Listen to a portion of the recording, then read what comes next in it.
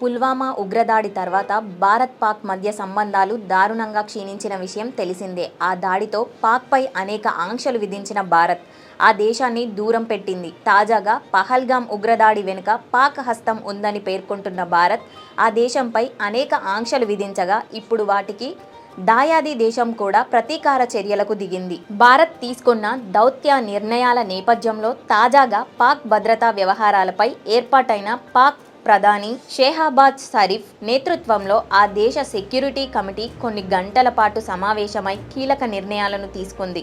పలువురు పాక్ మంత్రులు, పాక్ త్రివిధ దళాలకు చెందిన చీఫ్లు పాల్గొని దాదాపు భారత్ తీసుకున్న నిర్ణయాలనే కాపీ కొట్టింది.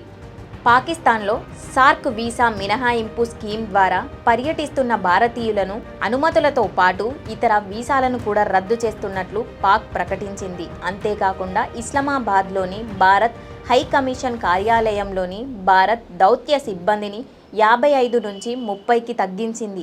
ఇక అట్టారీ బార్డర్ను మూసివేయాలని భారత్ నిర్ణయించగా దానికి ప్రతిగా వాఘా బార్డర్ను మూసివేస్తున్నట్లు పాకిస్తాన్ ప్రకటించింది. ఇక 1972లో కుదిరిన సిమ్లా ఒప్పందాన్ని కూడా రద్దు చేస్తున్నట్లు పాకిస్తాన్ ప్రకటించింది.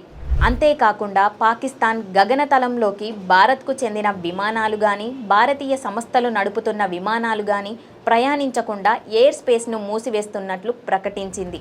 అదే సమయంలో భారత్తో అన్ని రకాల వాణిజ్య సంబంధాలను తెగదింపులు చేసుకోవాలని పాకిస్తాన్ ఆ సమావేశంలో నిర్ణయం తీసుకుంది. ఇక సింధు నది జలాల ఒప్పందాన్ని వెంటనే నిలిపివేస్తూ భారత్ తీసుకున్న నిర్ణయాన్ని పాక్ ఖండించింది. ఇది 24 కోట్ల పాకిస్తాన్ ప్రజలకు సంబంధించిన అంశమని పేర్కొంది. సింధు జల ఒప్పందం ప్రకారం పాకిస్తాన్కు కేటాయించిన నీటిని మళ్లించడానికి లేదా ఆపడానికి చేసే ప్రయత్నాన్ని యుద్ధ చర్యగా పరిగణిస్తామని పాకిస్తాన్ స్పష్టం చేసింది. అలాంటి చర్యలను తిప్పికొడతామంటూ వెల్లడించింది. ఇప్పటికే నీటి కొరతతో అల్లాడుతున్న పాకిస్తాన్కు సింధు నది జలాలను తరలించకుండా అడ్డుకుంటే ఆ దేశం మరింత ఎడారిలా మారే ప్రమాదం ఉంది.